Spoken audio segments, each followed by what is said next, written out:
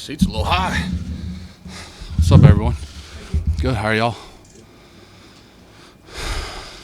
What's it like to be back for another camp? It's a lot of gratitude. Get to do this as long as I have, and you know, in the same place, same organization that I love, and um, you know, just very fortunate and excited, really excited to get things going. Excited to get back with all the guys. And obviously we were here in the spring, and that's kind of it is what it is. You can do what you can do, and now it's time to go. And I think that's exciting. It's a lot of different feelings, butterflies, um, you know, all that stuff's good, but very grateful. Does it feel different? Yeah, I mean, I think so. I think every year feels different, no matter what. Um, and obviously, we're trying to build something, and start something new here, and but yeah, I think each year, no matter what, feels different. Different challenges, different hurdles, and then obviously you'll have those during the season too. So each week's different, each day, everything. So uh, and everyone's got a clean slate, everyone's got a fresh start, um, in the whole organization, and it's like that every year, and you get to write, your story, and eventually we'll write our team story this year. David, what's it like adjusting to the new coaching staff offensively as well as a new head coach? And how long a process do you feel that's going to take? Yeah, well, I mean, luckily that's why we have the spring, to get out there and not just train physically, but get some of that going, right? And you know, it'll move a lot faster now in training camp than it does in the spring. But that's the good thing about having that is you have those times to kind of be like, hey, all right, yesterday we struggled with whatever, right? This play or concept, and we can go back and re-hit it. That gets harder to do during the season and stuff. So, usually that's why you try to get all that stuff done in the spring. And now it's more of a, adjusting, not adjusting, more of a refresher, right? Because we've already put all the stuff in.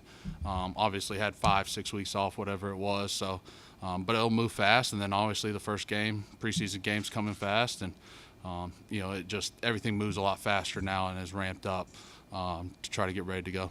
David, what type of advice would you give to or have you given to Drake Mayers approaching his first training? I mean, just take it day by day, right? I mean, and I think stuff you tell younger players, you got to remind yourself of, and um, you constantly have to try to remind yourself, because there are good advice, no matter if you're playing your first year, second year, 10th year, 20th year. And I think one thing, there's a lot of old sayings in football and stuff, and a lot of them reign true, right? And when you come off the practice field, it's never as good as you think, and it's never as bad as you think, right? And I can remember that, going back to, I guess college, when you start really watching film. Like, I thought I had a terrible day, and I go in there, and coach is telling me I did a good job, or I say, wow, I had a good day today, and then I get inside, and you're getting torn apart the other way. So I think that's a big one. It's never as bad, it's never as good as you think, and you can't ride those waves, right? It's just steady every day. You can't look too far ahead in the future. I think those things are big for young players, but they're big to remind yourself. And you got to take it day by day, and just meeting by meeting, whatever's next, right? If it's a walkthrough, all right, got to go to the walkthrough, and things that you got beat on, whatever it may be for your position, like, learn from that, right? And accept that, right? Like, if you were perfect, you wouldn't get any better. So those challenges, those up and downs, those are what make you as a player, and that's how you learn. And what was your relationship like with Jacoby back in 2016? Yeah, we had a great relationship. Obviously, got thrown in the Miami game. Then went out there Thursday night, helped us beat the Texans, and I remember we played the Bills, and it didn't go well, but he was dealing with an injury. He was tough as crap as a young rookie player, and I always appreciated that, and he always just had this good aura around him, and obviously he wasn't going to be the starting quarterback with Tom Brady sitting there, but he just had, you could see those leadership qualities, and I think he's done a great job. And it's cool now to we stayed in touch obviously, but we haven't been teammates in 8 years, whatever it is, and to kind of see him now at same position we are in our careers, and see a lot of that growth. But it's a lot of those things you saw early on in his career, and yeah, I've really enjoyed having him back, and for a lot of reasons. And obviously he's played in this offense, so for me that's been good to work with, and he also knows how I operate because of what I I've done here in my last 10 years or whatever it is. So he knows both systems and knows both sides of it, so that's been huge for me to kind of have someone to talk to. Yeah, he's very technical. I think that's something that's been really impressive to me. I got to talk to him, before we hired him too, and think we didn't really talk about techniques, but just core values, things I believe in, and I think he saw a lot of the same things I did. He's obviously played the position too, which doesn't matter, but I think there's some merit to it, and because he's done it, and but I've really enjoyed a lot of the techniques. There are a lot of different things that I've never done in my career, and there's some that I'm trying to translate, and and I think anytime someone's coming in, and being able to sit down and watch film with him, and like, hey, I think this will help your game. That's what you want as a player. You want someone to try to help you progress, whether it's to make money, have success, whatever those things are that drive you. But as a player, you want someone to that's going to help you, and that's going to try to better your game no matter what, versus like, hey, hey, this is how you do it, that's fine, whatever. I want to be coached, and I've appreciated a lot of things that he's trying to do, and and I'm trying to do. David, how long does it take for a player like you to build confidence in a new position coach? Like, you've had many offensive line coaches over the last several years, and different messages, as what's just alluded to. How long is it until you are confident in the coach that you're dealing with? Well, I think it's one.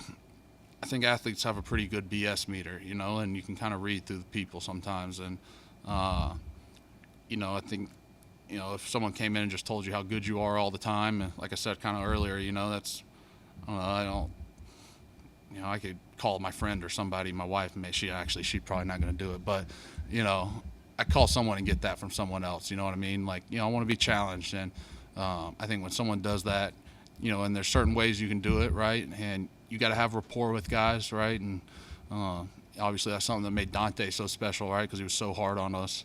But at the end of the day, we knew he wanted the best for us, and that's what you want in a coach, right? And sometimes I think coaches get bad reps because they get these blow-ups or something you see, and there's certain ways to do things and there's certain ways to not, but you also don't know the relationship people have with each other, right? And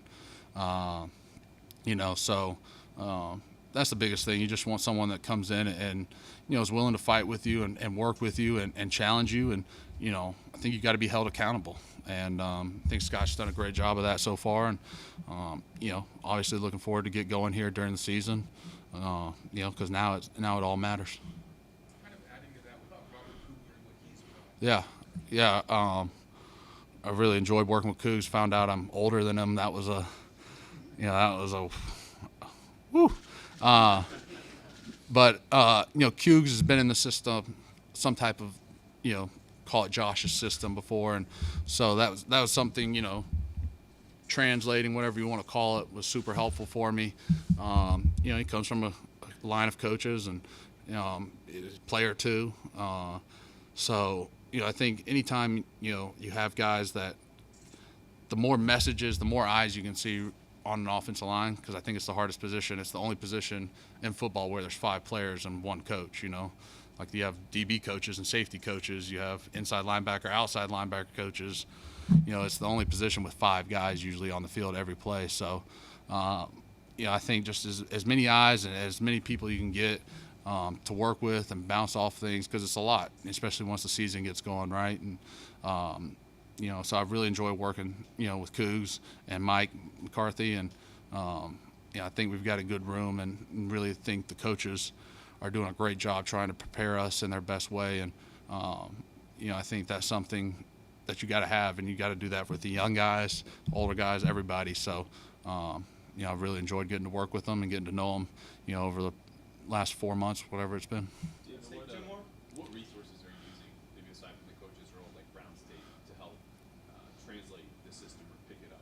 Yeah, I mean, we obviously don't have any Patriot tape of running this offense, so you do have to watch it, right? And you have to see because you can sit there and look at lines on papers, but it's really hard to draw a football play with lines. And so getting to watch some of the Browns tape, seeing how they do things, it really kind of shows like, hey, like this is actually how it's supposed to look. Yeah, here are the assignments, and here's what you're supposed to do, but this is how you're supposed to do it.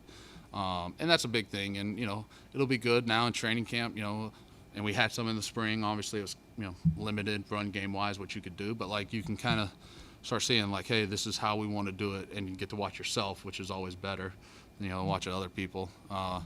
They do have Nick Chubb, so I like watching him run the football, Georgia guy. But, I think, you got to have something to see and see how it's done versus just being told how it's done. So, the Browns is a great tape. They've had a lot of success offensively, and, I think that's been something, I've enjoyed to watch and see something different, right, than just watching, plays I've run all over the career. So, it's been fun. It's been interesting. It's been a new challenge. Have you and Ed had the offensive players been relying on Jacoby as well for that tape and stuff because he's more familiar with AVP? Yeah, I mean, that's what I kind of said earlier, is for me, Jacoby's a great resource because he's done it both ways. He played in this system and then, has obviously played in this other system, the Brown system and AVP. So, he knows, both sides of the coin for me. So it's someone like, hey, Jacoby, is it like how we used to do this? Yeah, that's how we're doing it. So, like I said earlier, I think he does a great job of that. For some of the guys that have been here, Hunter too, and different guys like that. So, I think having him, he's been a great resource, and he's a great teammate, and we're lucky to have him. Glad to have him back. Thanks, guys.